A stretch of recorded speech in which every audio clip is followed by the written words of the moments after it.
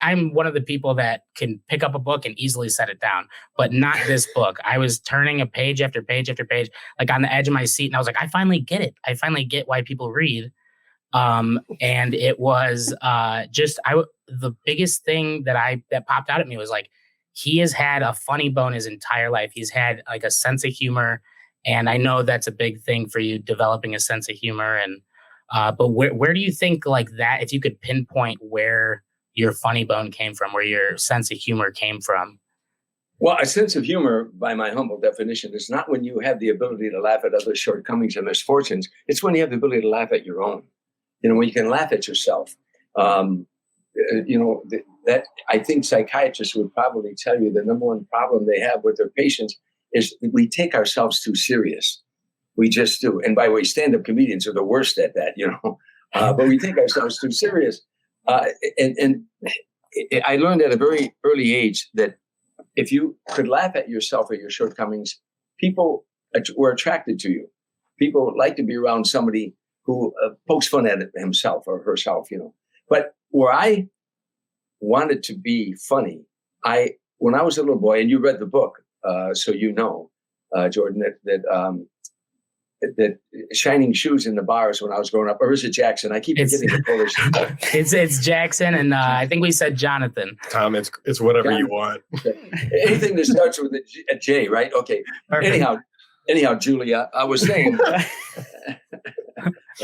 but you read the book. So when I was a little boy, shining shoes in all the bars, I had 8 brothers and sisters. We'll start from the beginning here. We were raggedy poor. We lived in a shack. A rat-infested, roach-infested shack. If a window broke, you stuck a rag in it. You have holes in your shoes, you put cardboard in there. I was a raggedy poor kid. So I at a very early age, there was a mantra in the neighborhood I grew up in that you only deserve in life what you work for. And I went with my older brother, and we started shining shoes in all the bars to bring money home to help feed my brothers and sisters. And there was 36 taverns in Harvey, Illinois, where I grew up on the south side of Chicago, a suburb. And there were 8 in my neighborhood. So I shined shoes in all the 8 taverns. And I would go to my uncle's tavern last, because that's where my mom was a bartender. And I would wait there for the shifts to change in the factory. And then I'd go back to all the bars again. But while I was there sitting at a table in the back, my uncle, a man named Frank Sinatra, he was my mother's brother-in-law, my mother's sister's husband. He would tell jokes behind the bar. And I was fascinated that even as a little boy, that with his vocabulary, his vernacular, his inflection on certain words, he could cause this sound to come out of everybody's body that filled the room like electricity and just united everybody. They would all become one in their laughter. I just found that fascinating.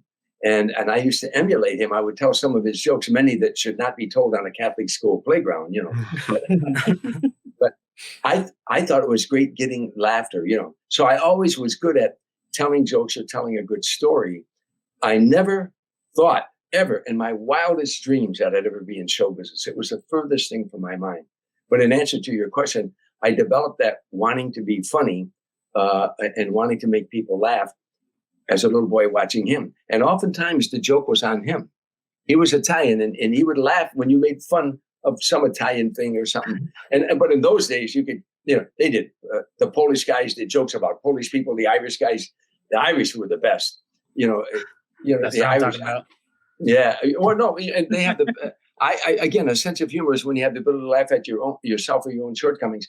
Today, with all the politically correct police, who we'll talk about that later, how angry I am at them, but if you're Jewish, you can only tell Jewish jokes. If you're Black, you can only tell jokes about Black people. If you're Italian, you only tell jokes about Italian people. I grew up in a neighborhood where especially the Irish, if they didn't care who was on the stage, an orangutan could be on the stage telling Irish jokes, and they'd be laughing. You're right, lad. We like to drink a bit, It was that everybody laughed at all these ethnicities, and the impression that we gave to the other ethnicities, as long as it wasn't cruel, but it was, again, that's where I got my sense of humor and where I wanted to be funny, and where I enjoyed making people laugh.